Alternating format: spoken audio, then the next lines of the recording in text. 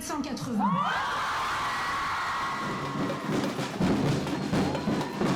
« 50 ans après la loi Veil, la France est le premier pays à faire entrer la liberté de recourir à l'IVG dans sa constitution. Cette attente, cet espoir, je les ai partagés. Comme toutes, j'ai ressenti une immense joie. Mais pourquoi, au fond de moi, quelque chose grince ? Sûrement parce que j'ai avorté, et que je sais. Je sais que les lois ne suffisent pas à garantir un droit. Je sais que la honte et le tabou sont des forces bien plus entravantes que la loi. Que la solitude et la culpabilité sont plus traumatisantes que l'acte d'avorter. Parce que l'histoire et le contexte actuel m'imposent la méfiance. Protéger la vie n'est pas un délit. Protéger la vie n'est pas un délit. Selon le dernier rapport du Haut Conseil à l'égalité, le sexisme ne recule pas en France. Bien au contraire. Quand les droits des femmes progressent, les voix des forces opposées se déchaînent. Jusqu'à infuser aujourd'hui les plus jeunes générations.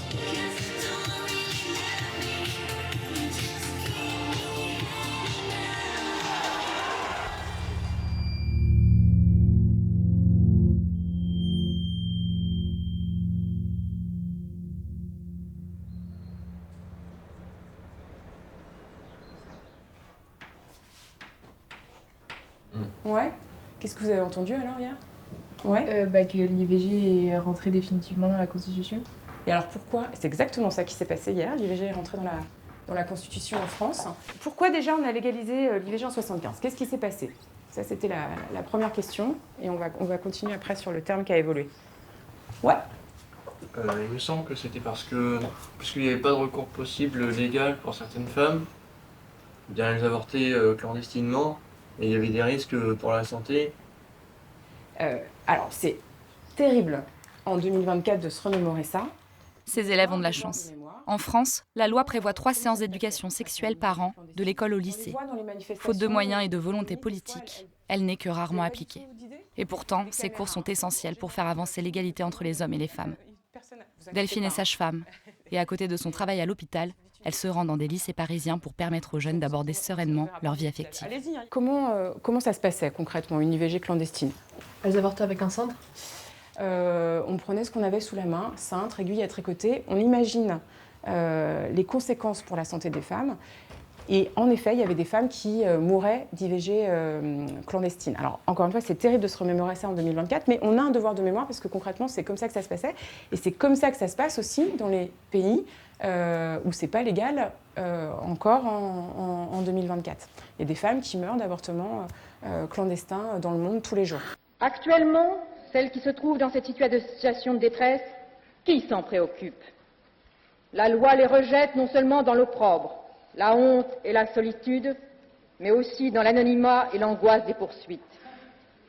Contraintes de cacher leur état, trop souvent elles ne trouvent personne pour les écouter, les éclairer et leur apporter un appui et une protection. Parmi ceux qui combattent aujourd'hui une éventuelle modification de la loi répressive, combien sont-ils ceux qui se sont préoccupés d'aider ces femmes dans leur détresse ? Combien sont-ils ceux qui, au-delà de ce qu'ils jugent comme une faute, ont su manifester aux jeunes mères célibataires la compréhension et l'appui moral dont elles avaient un si grand besoin ?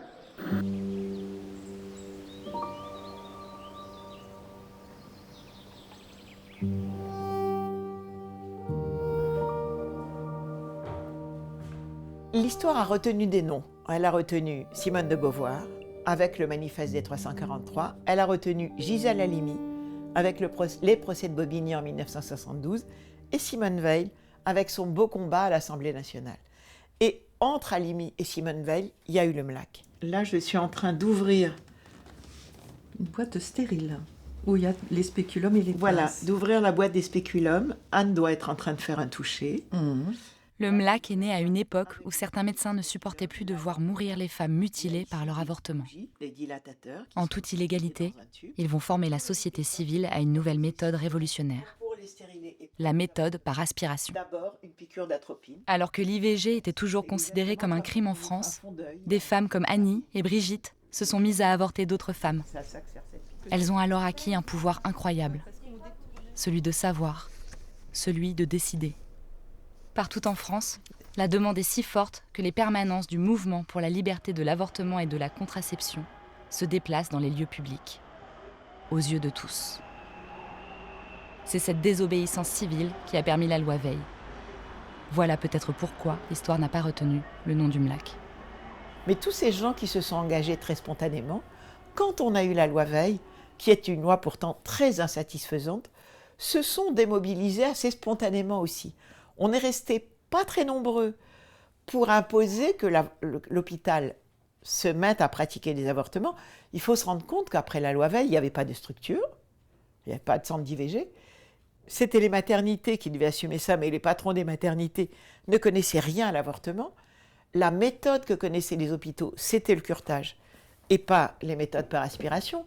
Donc il fallait faire pression pour qu'ils commandent des aspirateurs, pour qu'ils se forment. C'est la valise qu'on emmenait chaque fois qu'on allait pratiquer des avortements. Ce qu'on faisait quand même était illégal, même si c'était légitime. Donc on avait une sécurité où le docteur Boutin nous avait dit vous n'avez qu'à inscrire que cette valise m'appartient. Voilà. Et donc il y a écrit « Ce matériel appartient au docteur Pierre Boutin, maternité des Lilas ». Quand nous pratiquions des avortements au MLAC Place des Fêtes, on était une quinzaine. Il y en a 3 qui avaient appris avant la loi et qui ont formé les autres.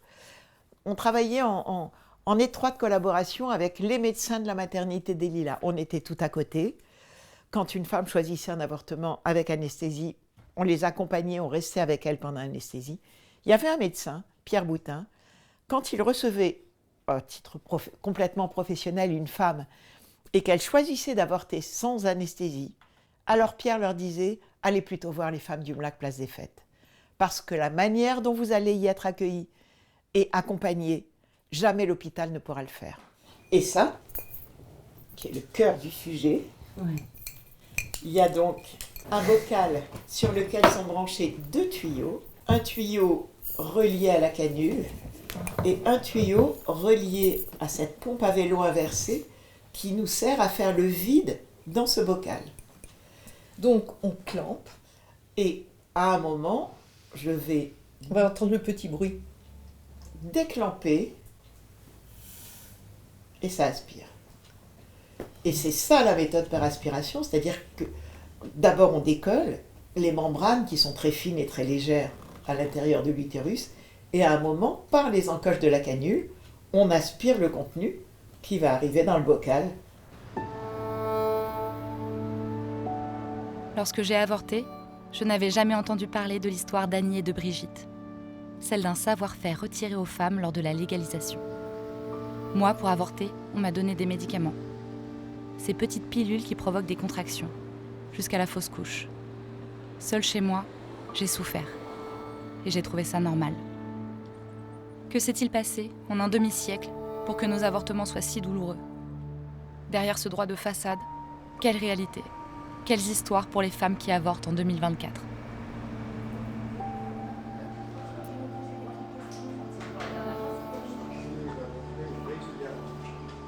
Au moment de la loi Veil, on a médicalisé l'avortement, donc les sages-femmes sont sorties de la prise en charge des femmes, et puis petit à petit on y revient, c'est positif, parce que souvent c'est ce qu'on dit, c'est les mêmes femmes qui vont à la maternité et qui vont au planning familial.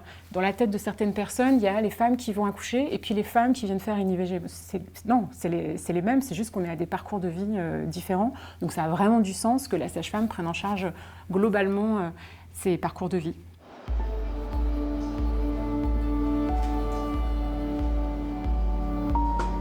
Depuis 10 ans, Delphine est la figure de proue de la lutte qui a permis aux sages-femmes de s'emparer de cette pratique. L'avortement par aspiration. Le décret d'avril 2024 les autorise à le faire à l'hôpital, dans les mêmes conditions que les médecins et les gynécologues. L'accouchement, c'est plus un risque médical que l'IVG, les délivrances artificielles, les sutures de périnée. Donc c'est clairement un geste qu'il faut apprendre, mais c'est un geste qui est possible au vu de notre champ de compétences. On y va, c'est parti.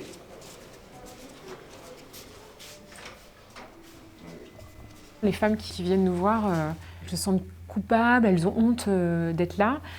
Donc on leur dit, c'est pas mal madame ce que vous êtes en train de faire, c'est légal depuis 1975. Et puis maintenant on peut leur dire, et c'est inscrit dans la Constitution.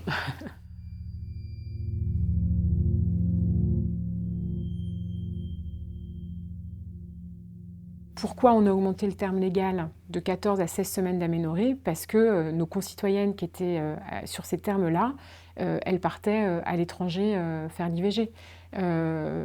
Donc c'est quand même pas rien. Quand on regarde les chiffres, c'est que le nombre de grossesses non souhaitées a diminué. Donc il ne s'est pas rien passé quand même. Par contre, à l'heure actuelle, quand on est confronté à une grossesse non souhaitée, on a plus recours à une IVG qu'il y a 30 ans, par exemple.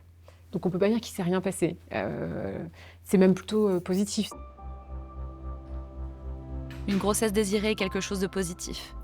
Et l'avortement, pas toujours un drame. Il peut être une libération, une façon de fonder la famille que l'on désire, au bon moment. De tout temps, les femmes ont cherché à contrôler leur fertilité. Depuis toujours et partout, elles avortent. Mais la religion et la médecine ont fait du fœtus un être autonome.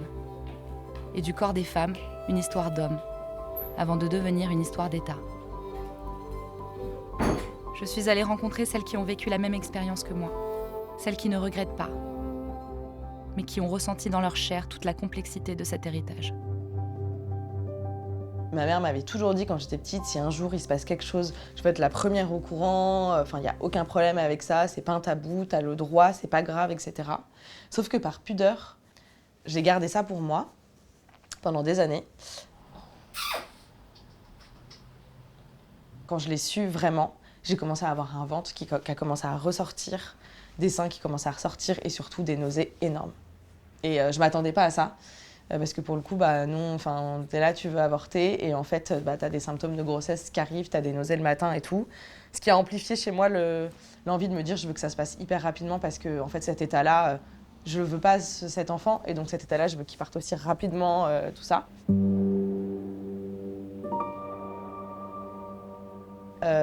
Et il me semble que dans la semaine, j'ai eu mon premier rendez-vous à la maternité des Bleuets. Là, on m'a laissé le choix de si je voulais le faire en médicamenteux ou en aspiration. Pareil, j'ai pris mon choix par rapport aux avis de mes copines, mais j'ai beaucoup qui l'ont fait en médicamenteux et ça s'était très mal passé. Et du coup, j'ai fait le choix de le faire par aspiration.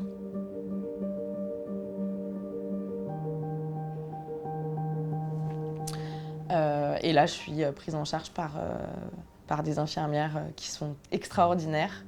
Elles m'expliquent comment tout va se passer. Et en fait, je stressais énormément, je tremblais, j'arrivais pas à me décontracter et tout. Et elles m'ont parlé comme si c'était ma maman qui me parlait. Elles me faisaient des massages un peu là aux épaules. Vraiment, elles ont été présentes, pas plus que, c'était plus que des infirmières, vraiment pour le coup. Elles m'ont soutenue et moralement aussi, elles me disaient ça va aller, etc. Et je pense que sans ces dames-là, à ce moment-là, je l'aurais pas vécu de la même manière.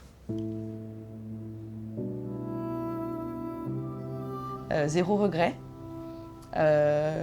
Si j'ai le choix revenait à moi aujourd'hui, je referais le même choix, dans la même maternité, avec les mêmes encadrants, les mêmes accompagnants que j'ai eus. J'ai eu une expérience qui, pour le coup, s'est globalement bien passée. Donc j'ai eu de la chance dans ce malheur. Moi aussi, j'aurais aimé être prise en charge comme Magdalena. Ici, à cheval entre la maternité des Bleuets et celle de l'hôpital Trousseau, un espace est entièrement dédié à l'orthogénie, c'est-à-dire à la régulation des naissances, pour que les femmes souhaitant avorter soient accueillies en dehors des maternités. Le lieu est dirigé par un homme gynécologue. Ce qui m'a fait avoir envie de faire ce métier-là, c'est de faire des accouchements, des césariennes, de mettre au monde des enfants. Voilà, c'est ça ce qui a été mon premier flash. Je voulais faire de la chirurgie aussi, et donc j'ai fait mon internat, j'ai fait mon clinica. Internat et clinica où j'ai quasiment jamais été confronté à des femmes en demande d'avortement, parce que c'est quelque chose qui était vraiment fait à part, qui n'est pas du tout intégré dans les services, tout du moins à l'époque. La seule chose qu'on faisait, c'était les avortements, c'est-à-dire les aspirations au bloc chez des femmes qu'on ne connaissait pas, qui étaient endormies. C'était vraiment, la tâche ingrate qu'on se refilait entre collègues, parce que nous, ce qu'on voulait, c'était aller opérer, aller au bloc, etc. Et puis un jour, la chef de service de l'époque est venue me voir en me disant « J'ai un poste si vous voulez rester à l'hôpital ». Je lui ai dit « Oui, c'est formidable ». Et j'y suis allé, comme on peut y aller quand on n'a pas envie de faire quelque chose, comme on peut y aller quand on est un homme et qu'on ne soit absolument pas concerné par ce genre de problème, on va dire, de problématique. Donc avec une tendance un peu culpabilisantes, avec des discours contraceptifs marqués, en leur réimposant des contraceptifs, etc. Enfin, bon, en faisant en fait finalement tout l'inverse de ce que je fais aujourd'hui. Puis après, avec ma pratique, j'ai compris que ce que je faisais au départ, c'était très nul, et puis j'essayais de faire mieux, et j'essayais de faire de mieux en mieux, parce que c'était ça qu'il fallait faire. Très rapide, puis après ça diminue très lentement. C'est en écoutant les femmes et leur vécu que cet homme a évolué, que de gynécologue, il est devenu militant. Aujourd'hui, il forme ses futurs homologues d'Île-de-France. Des cours axés sur l'accompagnement de la femme. À ses côtés, Sophie Godu, gynécologue également, figure militante du combat pour l'avortement. Avant de faire une écho, on pourrait examiner la dame. Voilà. Bon, vous ne savez pas travailler sans écho, donc vous faites une écho. Voilà. En fait, vous allez faire un geste, mais l'indication n'est pas portée ni par vous, ni par un confrère ou une consoeur, il est porté par la femme. C'est-à-dire que vraiment, vous êtes un prestataire de service au sens littéral et honorable du mot. C'est-à-dire que vous ne portez pas l'indication, d'ailleurs on ne vous demande pas votre avis, hein. C'est la dame qui dit « moi j'ai besoin de ce soin, mais il n'y a que vous qui pouvez le faire ». Pas de questions ? Maintenant, ce qu'on essaie de faire passer aux jeunes internes en médecine et internes en gynéco, c'est que faire un avortement, ça fait partie des soins qu'on doit qu'on doit proposer à une femme quand on veut être gynécologue obstétricien. On ne peut pas se dire on va les accoucher, on va faire du diagnostic prénatal, on va les opérer, on va leur enlever l'utérus, on va leur faire de la PMA, mais on ne va pas les avorter. Alors que ça touche une femme sur 3, que ça fait partie de leur vie.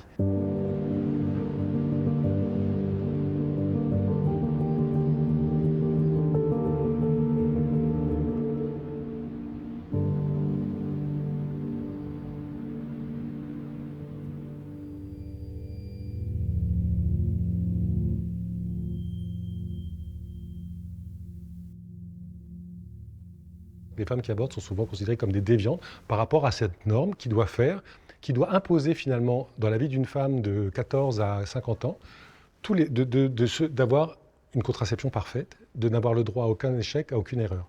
Il n'y a pas d'un côté la contraception bienfaisante, merveilleuse, magnifique, souhaitée, adorée par toutes les femmes, et de l'autre côté l'avortement dramatique, qu'il faut éviter à tout prix, qui est un drame pour la vie des femmes, etc. C'est juste deux méthodes qui doivent cheminer côte à côte, ensemble.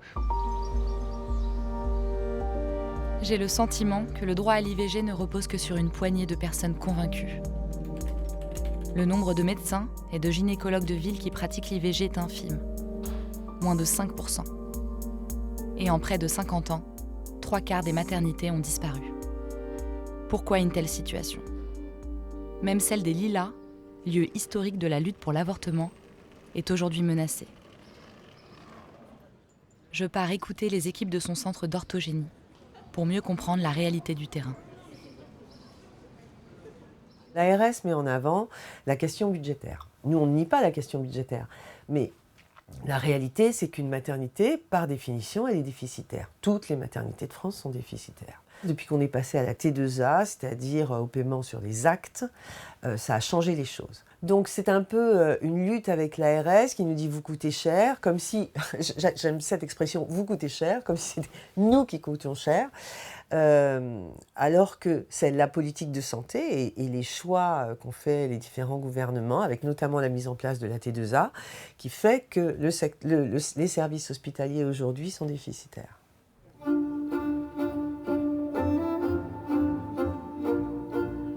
Ça fait 15 ans qu'on se bat pour sauver cette maternité et a priori on réussit puisqu'on est toujours là, mais on ne sait jamais jusqu'à quand, c'est-à-dire qu'on vit avec une épée de Damoclès. C'est difficile de monter des projets, c'est difficile de se projeter et pourtant vous avez cette équipe qui tient le coup et qui continue de se battre. Mener une lutte pour sauver une maternité, ça veut dire je fais mon boulot et après je lutte. Chaque fois qu'une maternité ferme, son centre IVG disparaît lui aussi. Le centre d'IVG qui offre aux femmes la possibilité de faire des IVG selon toutes les méthodes possibles, c'est-à-dire anesthésie locale, anesthésie générale et méthodes médicamenteuses, est dirigé par un médecin, le docteur Karim Sissala, et composé également d'une sage-femme, d'une conseillère conjugale et d'une psychologue.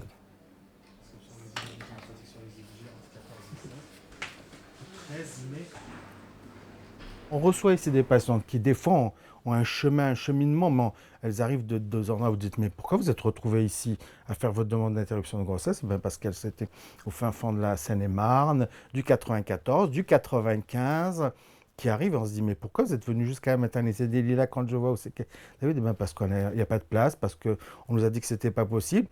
Et le plus grave encore, c'est de recevoir des jeunes filles mineures qui ont fait tout un parcours et qui se sont retrouvées à des termes avancés. Et certains s'en disent maintenant, eh ben, on ne peut plus vous prendre en charge parce que vous êtes à 12 semaines, on ne va pas au-delà de 12 semaines. En reprenant avec les patientes le parcours qu'elles ont eu, on peut se dire, non mais c'est pas possible. Qu'est-ce qu'a fait le médecin? Pourquoi l'a-t-il laissé comme ça dans la nature? Pourquoi on lui a fait entendre l'échographie? Pourquoi on lui a montré les images? Pourquoi il y a plein de pourquoi?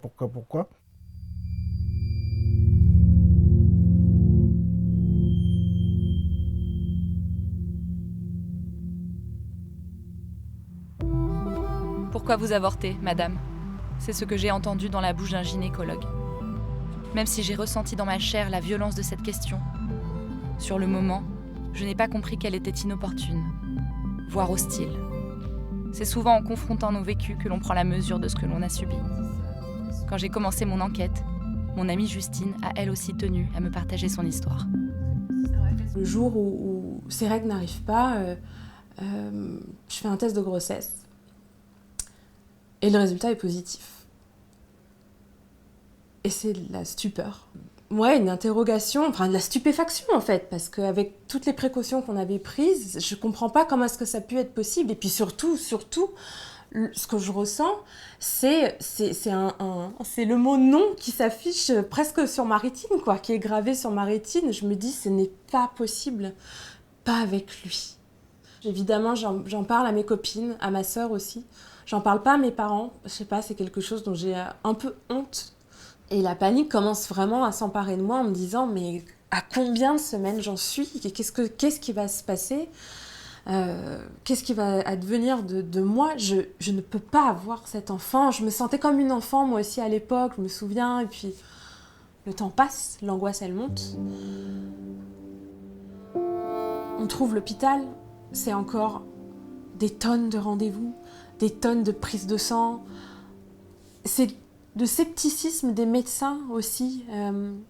Quand on explique ce qui s'est passé, quand on dit « mais si, je me suis protégée », on a l'impression d'être une gourgandine, quoi, une écervelée on n'est pas prise au sérieux. Voilà, comme si j'étais irresponsable, et c'est intolérable en fait, ce sentiment-là. Mais le pouvoir médical est quelque chose d'énorme. Et quand il s'applique à des patients, à des patientes, surtout à des patientes en situation de fragilité, comme les femmes qui sont confrontées à une grossesse non prévue, qui sont dans la culpabilité, ça peut être dévastateur. Et d'ailleurs, souvent, ce qui peut rendre les femmes malheureuses après un avortement, c'est la façon avec laquelle elles sont accueillies.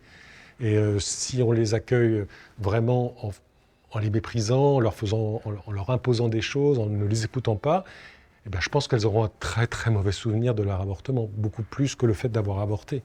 C'est surtout comment on les a traités, comment on les a regardés, comment on les a jugés, et finalement c'est ça le plus important.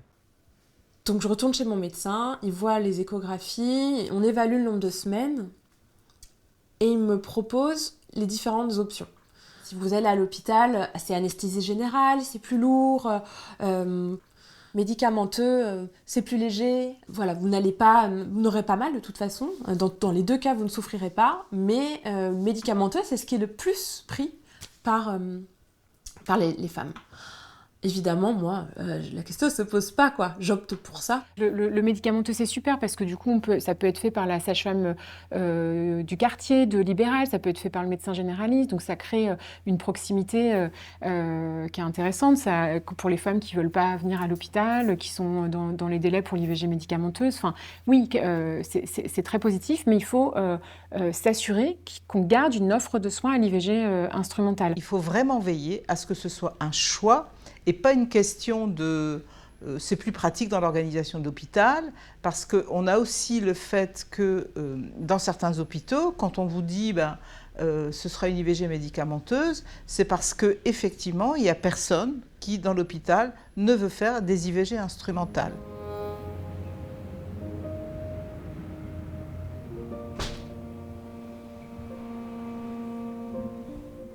Le médicamenteux, en fait, on ne me l'avait pas dit, c'est des hémorragies pendant des semaines. Moi, ça a duré au moins un mois, je pense. J'aurais peut-être pu appeler mon gynécologue, je ne l'ai pas fait. Je m'étais dit, bon, j'ai avorté, je saigne. Voilà, c'est comme ça que ça doit se passer. C'est comme une sorte de pénitence. Je ne savais pas qu'on pouvait avorter de manière aussi simple, par aspiration. Et ça m'a aussi ouvert les yeux sur mon propre avortement, en me disant ah ouais, en fait j'ai souffert, j'ai beaucoup souffert.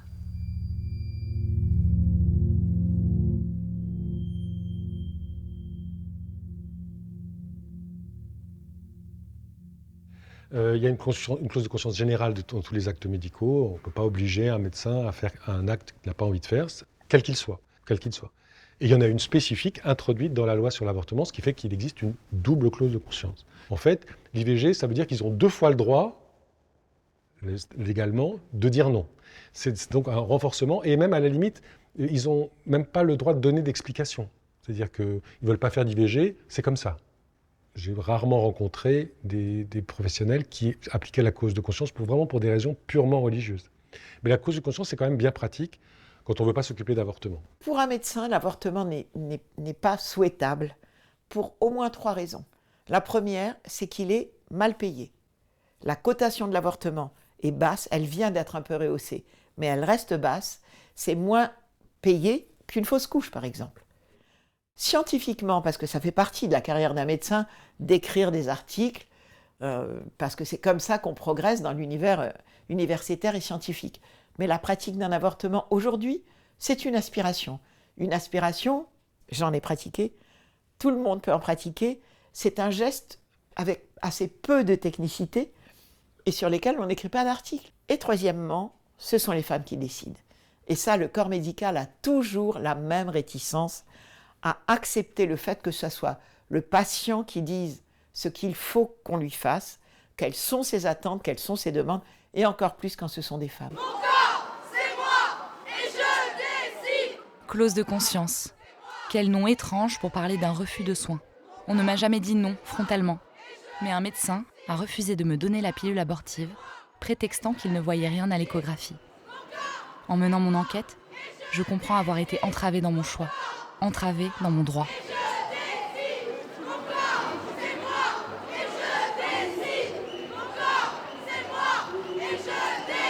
Auparavant, tous les médecins de la maternité pratiquaient les IVG. Et puis, c'était, comme je vous le disais tout à l'heure, des gens qui s'étaient engagés même avant la mise en place de la loi.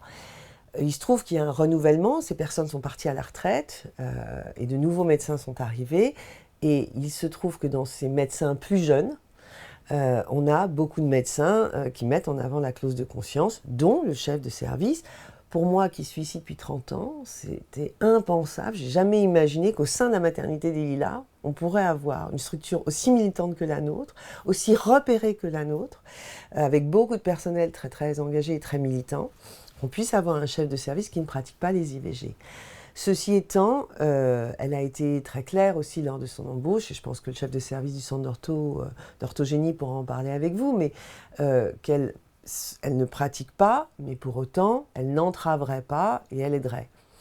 Mais quand on a un centre qui repose principalement sur un seul médecin, vous voyez, prochainement, le docteur Sissala doit partir en vacances, la question c'est comment on va combler l'absence du docteur Sissala ?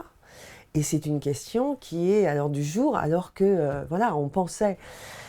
À partir du moment où la loi est en place, les mentalités allaient évoluer, mais on se rend compte que c'est un combat perpétuel, la question de l'interruption volontaire de grossesse. En tout cas, pour nous, c'est une vraie régression. C'est le signe d'une régression.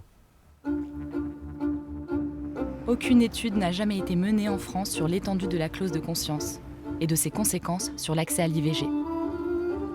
Ce que l'on sait, c'est que l'Ordre des médecins, ainsi que le Collège national des gynécologues et obstétriciens, s'opposent à sa suppression. Ce refus de soins est pourtant visible à un indicateur, la part d'IVG médicamenteuse. En 20 ans, le ratio entre IVG instrumentale et IVG médicamenteuse s'est inversé. Les recommandations de la Haute Autorité de la Santé sont pourtant claires. Après 9 semaines d'aménorrhée, soit 7 semaines de grossesse, c'est l'IVG par aspiration qui est préconisée. Pourtant, je découvre que dans certains hôpitaux, partout en France, la part d'IVG médicamenteuse dépasse les 80%. Parfois même, elle atteint les 100%. Sur les sites de certains hôpitaux publics, la méthode médicamenteuse est clairement recommandée, quel que soit le terme. Les femmes avorteraient donc par expulsion à des délais de grossesse si avancés. À 6 semaines de grossesse, je me souviens déjà d'une grande souffrance. Alors qu'en est-il de nos douleurs, de nos vécus? Une chose est sûre, nous n'avons pas toujours le choix.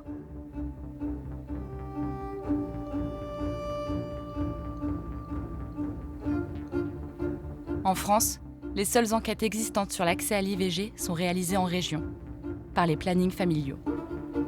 La plus récente en la matière est celle qui a été faite dans les Hauts-de-France. Je décide de m'y rendre.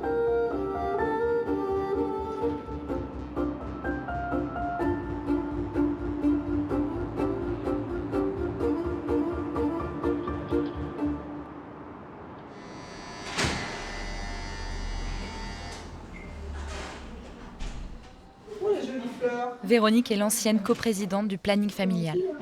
Cette militante chapeaute désormais la région des Hauts-de-France. Aujourd'hui, elle a réuni les différents acteurs de l'IVG de son territoire.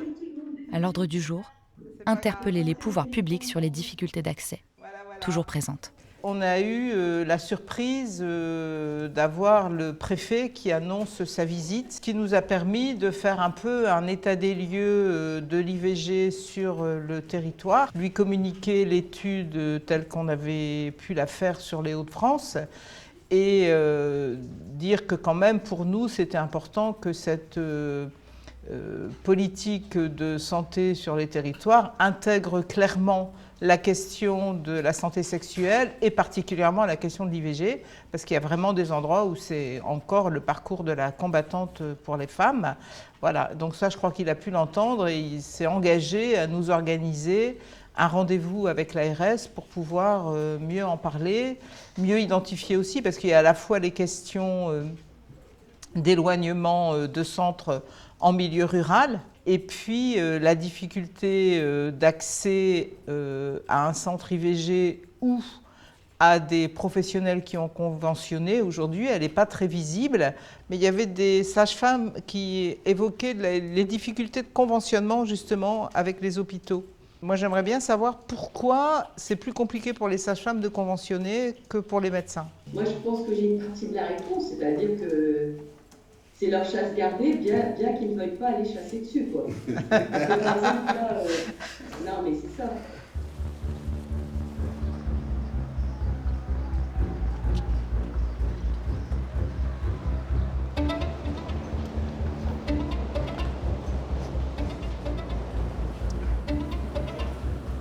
Je retrouve Philippe et Véronique.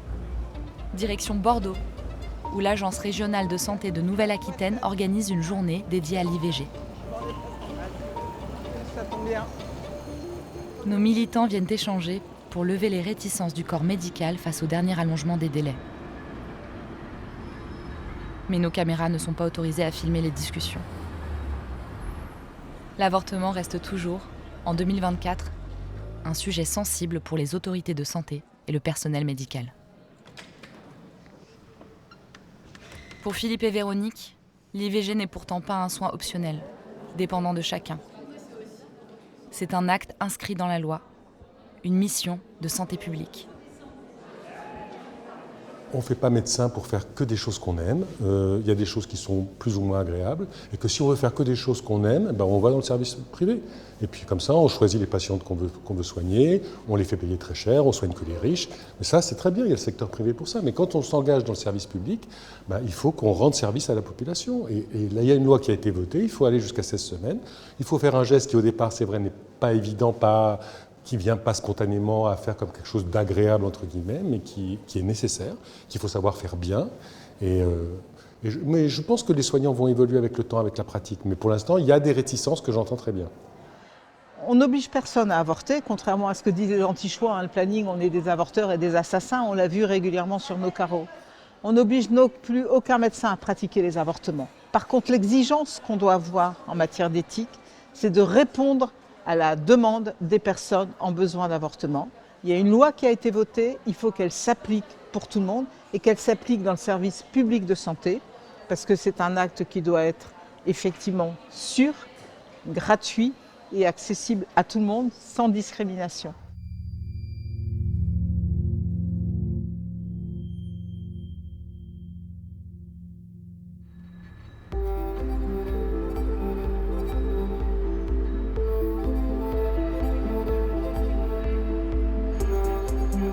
Ce que je comprends, c'est que l'IVG est un droit qui repose sur le choix. Pas toujours sur celui de la femme, mais souvent sur celui du professionnel de santé. Le corps médical, j'y ai été confronté. Il peut laisser des traces.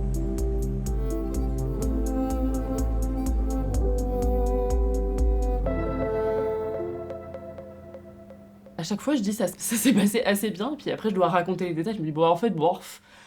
Il y a cette gynéco qui fait mon échographie et qui me dit « Oui, bah en même temps, vu comment il a été mis votre stérilet, c'est normal, hein ?» Et je dis « Bah oui, mais enfin bon, comment je peux savoir comment est mis mon stérilet vous l'avez fait vérifier récemment ?» Bah non, on m'a pas dit qu'il fallait que je fasse vérifier mon stérilet. « Ah bah dans ce cas-là, faut pas vous plaindre. » Ok. Et moi, je mets vraiment, je ressors de là en me disant « C'est ma faute, c'est parce que je suis pas allée faire vérifier mon stérilet tous les ans, c'est ma faute, mais en même temps, c'est pas ma faute. » Je passe vraiment, en fait, à chaque fois qu'il y a une micro-pique de quelqu'un qui laisse sous-entendre que j'ai pas fait assez attention, que j'ai pas été assez raisonnable, que je me dis, c'est peut-être un peu ma faute, mais en même temps, je suis féministe, donc non, c'est pas ma faute, et puis même si c'était ma faute, j'ai le droit d'avorter, en fait. Et donc, pendant tout ce temps-là, jusqu'au jour où je fais mon avortement médicamenteux chez moi, avec mon mari, je suis un peu en mode... bataille, quoi. Genre, c'est un truc qu'il faut faire, on n'a pas le choix. Je prends le médicament à l'hôpital et 3 jours plus tard, je prends le médicament chez moi. J'expulse l'embryon. Et après, ça prend...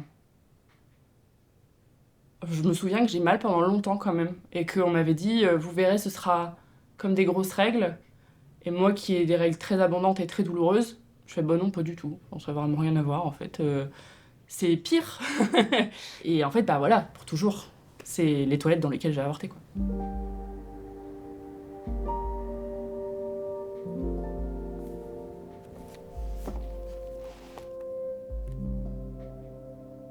Les femmes qui tombent enceintes sans le vouloir, elles sont...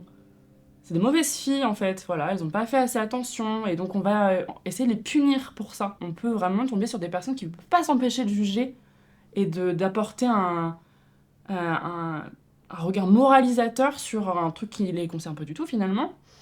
Et du coup, c'est ça qui vient vraiment nous repousser dans nos retranchements et se dire, en fait, on n'a pas le droit d'en parler de ça, parce que ça condense tout ce dont la société déteste que les femmes parlent, finalement, le sexe, le corps... la maternité avortée, j'avais très peur de tomber sur des personnes horribles à l'hôpital. Et je pense aussi que j'avais peur, parce que c'est souvent le cas, d'être entourée de femmes enceintes, en fait, quand j'étais à l'hôpital. Et donc la seule solution, c'était d'être isolée de tout ça, quoi. Mais du monde extérieur, finalement, ce qui va faire un repli, quoi.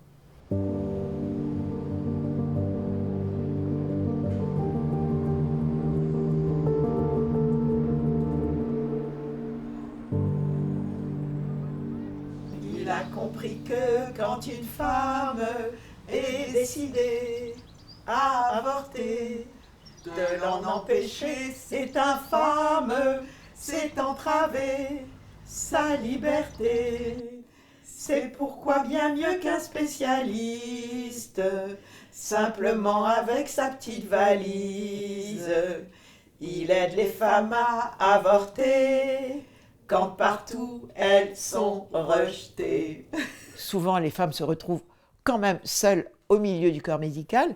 Il y a des gens très bienveillants dans le corps médical, mais ça ne peut pas reproduire la chaleur et la sororité qu'on avait su créer. Pourquoi est-ce qu'on ne pourrait pas réinventer ces lieux, je ne peux pas dire de fête, mais en tout cas de bien vivre ensemble ce moment qui va de toute façon laisser des traces, autant que ce soit des souvenirs joyeux.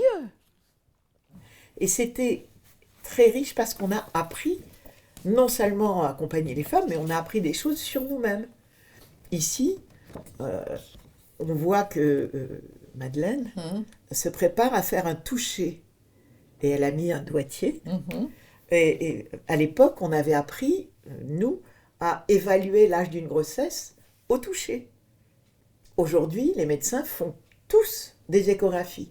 On le faisait joyeusement, on n'avait pas peur, on n'était pas stressé, mais on avait quand même envie d'expliquer aux femmes qu'on avortait pourquoi on faisait ça et dans quelles conditions on le faisait, de les embarquer dans notre aventure collective. C'était presque de la toute-puissance. Oui, on avait l'impression qu'on pouvait refaire le monde. On changeait le monde en faisant ça. Et on changeait le monde parce qu'on changeait maintenant.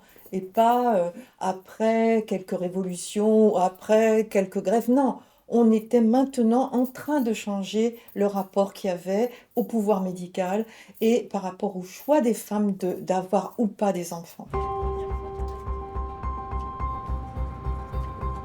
Ce qui fait le drame de l'avortement, c'est qu'on n'en parle pas. Pas comme ces femmes du Mlac. Et pas comme Fanny, qui s'est fait un devoir de transmettre ces histoires de femmes.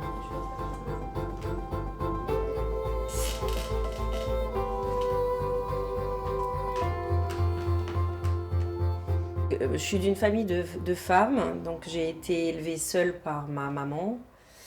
Et ma grand-mère, c'était une fratrie de 7, dont 6 filles. Et donc j'ai été bercée dans leurs histoires de bonnes femmes et leurs histoires d'avortement, en fait, très petites. Il y a eu des faiseuses d'anges, elles ont quasiment toutes eu des avortements illégaux, etc. Beaucoup ont failli mourir avec des choses très compliquées, parce qu'on est au Moyen-Âge, là aussi, quand on est contre l'avortement, on oublie ce que ça impliquait.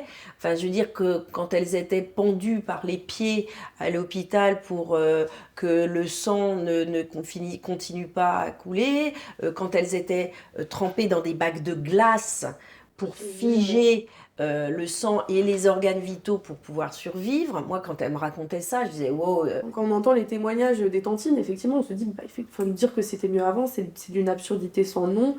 Puis c'est surtout sacrément égoïste, quoi. Enfin, c'est-à-dire qu'il faut ne pas l'avoir vécu pour pouvoir se permettre de dire ça. C'est-à-dire qu'il y a le confort du privilège. Moi, ça a été un avortement médical, hein, pas médicamenteux, enfin chirurgical. Comme dans beaucoup de cas, c'est quand même un peu une histoire, une fois de plus, de bonne femme. Et donc, le compagnon de l'époque ne m'a pas accompagnée, n'a pas été là, ni rien. Enfin bon, c'est ma mère qui a été présente, par contre. Parce que moi, j'ai pu en parler, parce qu'encore une fois, c'est vraiment quelque chose on en parlait beaucoup, tout le temps. Je sais que tu m'en as parlé très tôt.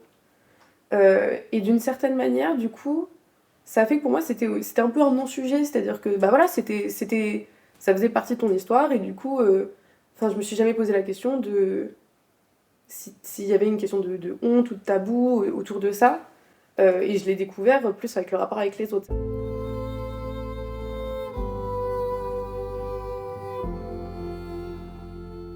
Il y a une polarisation entre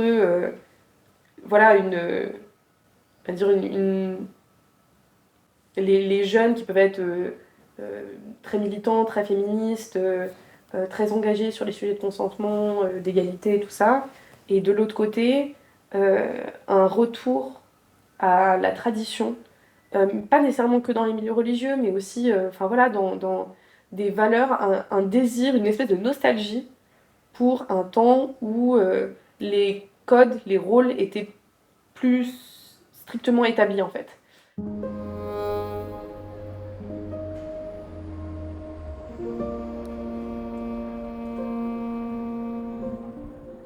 On a l'impression qu'en France, c'est OK, qu'il n'y a plus rien à faire. Mais d'un côté, les centres de planification, ils ferment.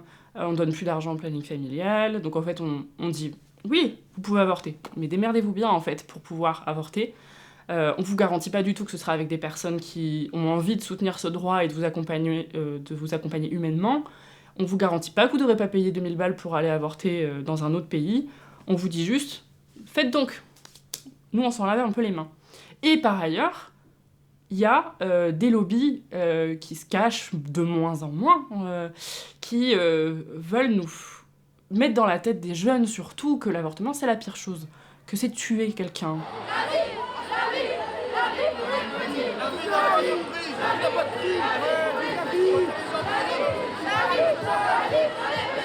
Les anti-IVG ne se cachent plus. Et malheureusement, leurs manifestations assumées ne sont que la partie émergée de l'iceberg. Choisir la vie n'est pas un...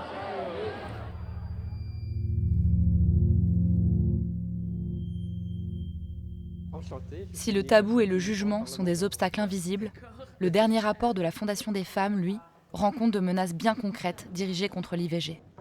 J'ai donné rendez-vous à Nils Data dans leurs locaux.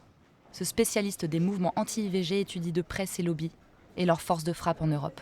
On a fait une analyse de l'argent qui était derrière ces mouvements anti-genre qui militent contre le droit à l'IVG, droit des femmes, droit des minorités sexuelles. Et ce qu'on a trouvé sur une période c'est allant de 2009 à 2018, c'est qu'il y avait en Europe au moins 700 millions de dollars qui allaient vers ce mouvement. Et quand on regarde de plus près ce que veut dire ces 700 millions, on constate qu'au début, en 2009, on parlait de 20 millions par an. À la fin de la décennie, en 2018, on parle de 80 millions par an. En 2022, aux alentours de 150 millions de dollars par an. Donc on aurait même presque doublé juste par rapport à 2018. Ensuite, d'où vient l'argent ?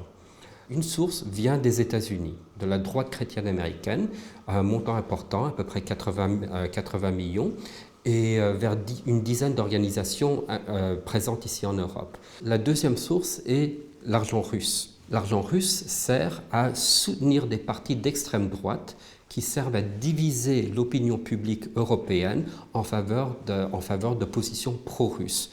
Et puis ensuite, il y a l'argent européen. On trouve des PDG de sociétés ou des sociétés même qui soutiennent ces idées parce qu'elles souhaitent elles partagent une vision hyper-capitaliste, laxiste du fonctionnement de l'économie. Il y a d'autres catégories d'acteurs qui représentent l'Europe d'il y a 100 ans.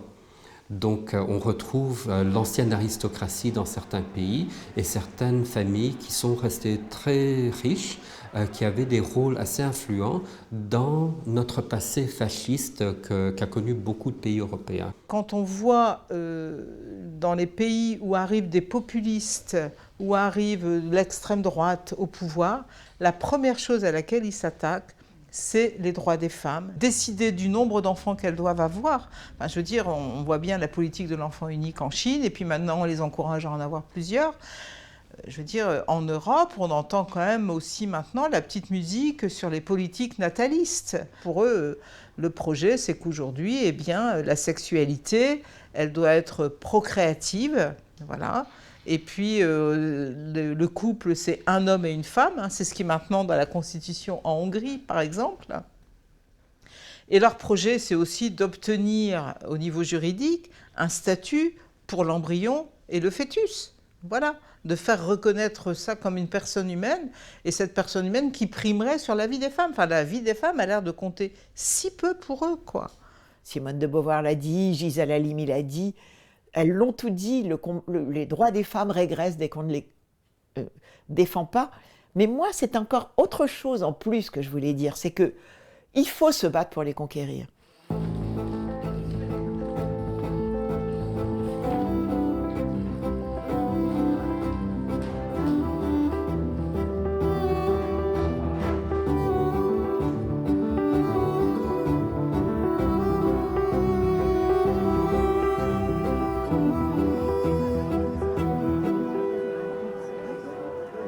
Moi, j'aimerais qu'on croie en l'intelligence des femmes. Aucune femme ne le fait par plaisir, quoi. Personne va se dire « Ouais, je me ferais bien un petit avortement aujourd'hui ». Enfin, je veux dire, si on le fait, c'est qu'on doit le faire. J'y repense de temps en temps en me disant tiens, peut-être que cet enfant, il aurait tel âge aujourd'hui, mais oh, mon Dieu, heureusement que j'ai fait ce choix-là. J'ai pris la bonne décision. Si c'était l'homme qui portait en fait cette décision, cet enfant dans le corps, je pense qu'en fait les choses seraient complètement différentes. Et j'aimerais bien les voir à notre place parce qu'en fait c'est pas un choix qui est facile à la base. on voudrait qu'on fasse plus d'enfants, mais dans des conditions déplorables. On est dans un moment un peu charnière, et je pense que c'est bien qu'on monte au créneau aussi vite. Aujourd'hui, plus que jamais, les conditions sont réunies pour laisser une tribune à ceux qui ne cessent de vouloir remettre en cause nos droits. J'ai avorté, et je témoigne pour honorer la lutte de nos grands-mères, soutenir celle de nos sœurs et aguerrir celle de nos filles.